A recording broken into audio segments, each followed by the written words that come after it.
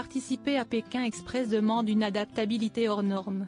Les candidats sont à l'autre bout du monde dans des pays qu'ils ne connaissent pas et parfois sans avoir la possibilité de communiquer avec les locaux. CST ainsi que cela donne parfois des situations gênantes, comme le raconte Stéphane Rothenberg. Depuis le 8 février dernier, M6 diffuse la 18e saison de Pékin Express. Le principe est toujours le même, 8 binômes de candidats sont allés à l'aventure à travers un voyage spectaculaire en Asie du Sud-Est, sur les traces du Tigre d'Or. CST ainsi qu'ils sillonnent depuis plusieurs semaines les routes de l'Indonésie, de la Malaisie et du Vietnam. Dans toute l'histoire de l'émission, les caméras de la chaîne ont suivi les participants à l'autre bout du monde, de la Chine à l'Argentine. Mais parfois, le choc des cultures est bien trop grand et comme le révèle Stéphane Rothenberg, cela peut donner lieu à des comportements problématiques sur le tournage. Il est l'animateur emblématique de Pékin Express.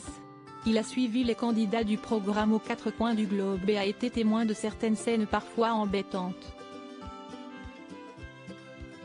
Auprès de nos confrères du magazine Télé 7 jours, en kiosque en février dernier, Stéphane Rothenberg évoque les complications déjà rencontrées par le passé. Les codes sociaux sont souvent très éloignés des nôtres.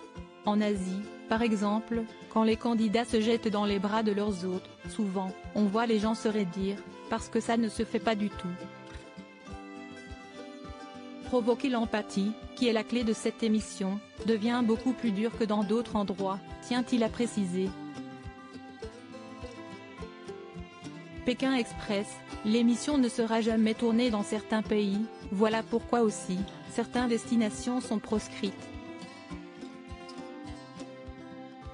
Car, rappelons-le, le but est que les candidats se retrouvent sans argent et avec des buts précis dans un pays qu'ils ne connaissent pas, où la langue parlée n'est pas la même et les coutumes sont différentes. L'incompréhension fait partie du sel de Pékin Express, cette difficulté à créer du lien, parce que l'on a du mal à se faire comprendre, indique Stéphane Rothenberg, également aux commandes de Top Chef. Et d'ajouter, CST pour cette raison, d'ailleurs, que nous ne sommes jamais partis dans les régions francophones du monde, comme l'Afrique de l'Ouest, du Nord, ou encore la Polynésie. Mais le monde est vaste et les possibilités sont encore nombreuses.